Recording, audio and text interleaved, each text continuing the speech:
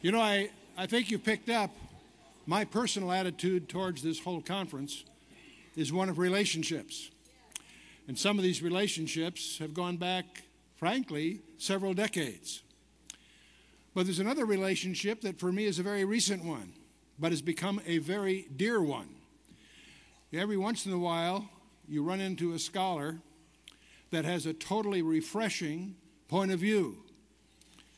You know, I have a basic expression that where two people agree, one is redundant, you know. And one of the delights of my recent years here is to develop a relationship with a PLO terrorist. Now, doesn't that sound strange, right? But I've just developed a profound professional respect and a deep personal warmth to your next speaker, which is Walid Shoebat.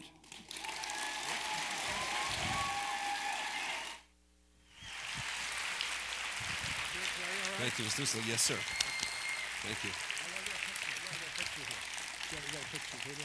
Uh-oh. Great. Thank you. Thank you, Chuck. He doesn't want me to call him Mr. Missler. He wants me to call him Brother Chuck. Absolutely. He won't break that habit, but it's Chuck. Okay? It's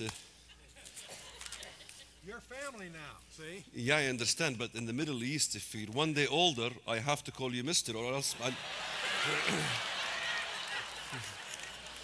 And the funny thing about Brother Chuck is that he loves PowerPoint. And I'm the old-fashioned kind of guy with old, like, school blackboard.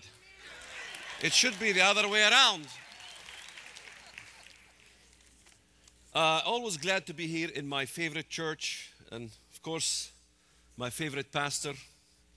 I had the honors to spend some time with him at the conference of all the pastors who spoke a few days ago. And of course, he won an award as the best pastor in town, I guess, in the whole region. And rightfully so. Brother Hibbs, he's an amazing character.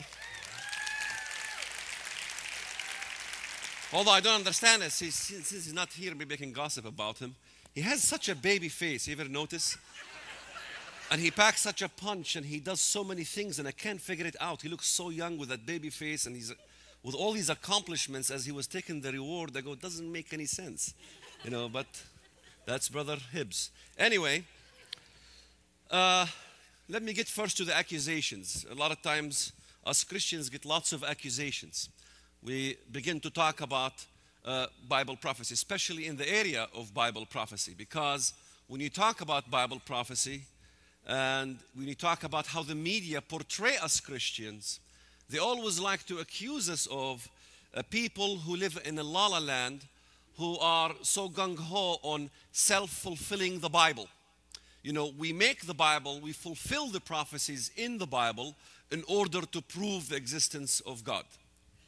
And I got a problem with that accusation because if you look at the things that were fulfilled in our time, specifically the establishment of the state of Israel after it's been in exile for thousands of years, and we ask ourselves the question, in order for the state of Israel to exist or to have existed in 1948, created in one day, the element that caused this creation of this state is definitely, no one can deny it, was the element what we call as the Holocaust.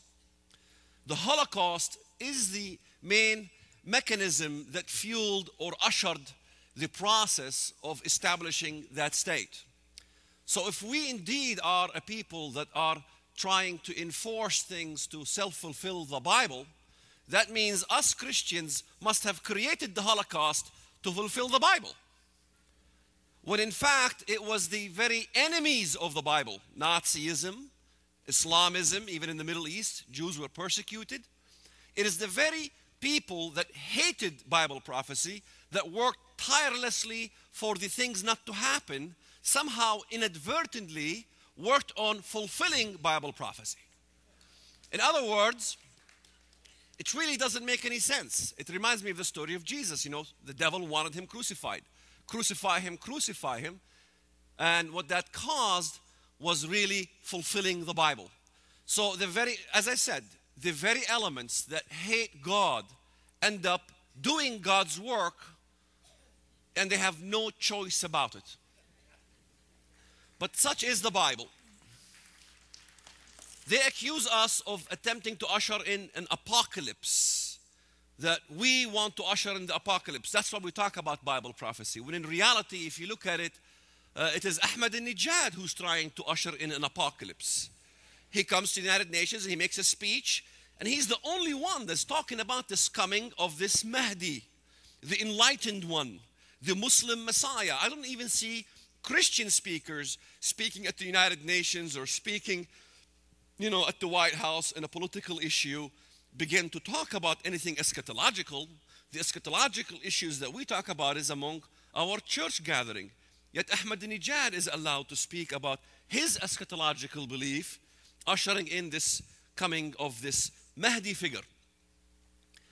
In fact, a lot of times I get this argument that, so what?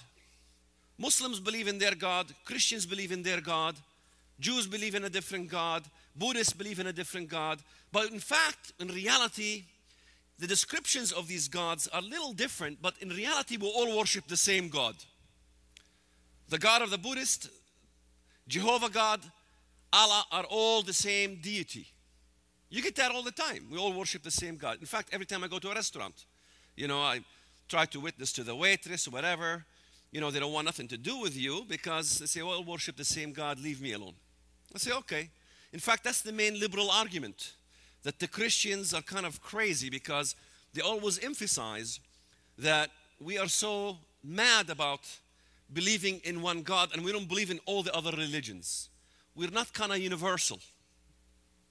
Well, I like to always argue and say, okay, if you think that we all believe in the same God, can a liberal carry a poster, we all believe in the same God, Allah, Yahweh, Buddha, and take that poster in the middle of the pilgrimage in Mecca during the Islam's holy pilgrimage and carry the poster and tell me how long they live? But there's a problem, because before they get to Mecca, there is a big major sign. It has 4 arrows, and the 4 wide lanes says Lil Muslimina faqat, which means only Muslims allowed. And there is an exit sign that says Ghayr al-Muslimin, non-Muslims. So if you're liberal and you want to take my challenge, may I suggest you take that exit very quickly? Because if you get there and you show your poster, they will bring out a crescent-shaped pendulum that'll strike your head, rolling to the ground within seconds. But they say, even if you're decapitated, somehow you still have few seconds and your mind still functions. And in fact, eyes can blink. So if you're there and your head is severed, may I suggest that you invite Jesus in your heart. Don't worry about the separation between your head and your body. That will be taken care of during the rapture.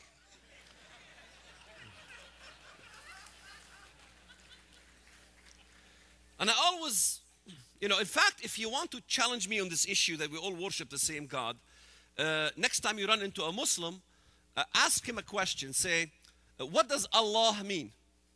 They will instantly tell you, Allah means God. God and Allah is the same thing. The word for God in Arabic is the word Allah. Okay. Next question. My dear Muslim friend, I'm very interested in Islam. How can I become a Muslim? He gets very excited, of course. He will tell you very easily. Repeat after me. There is no God but Allah, and Muhammad is his messenger. You say, okay. There is no God but God. He says, no. You have to say there is no God but Allah. You say, wait a minute. You told me Allah means God. Why do I have to say there is no God but Allah? If Allah means God, I can say there is no God but God. And I, as a Christian, agree. There is no God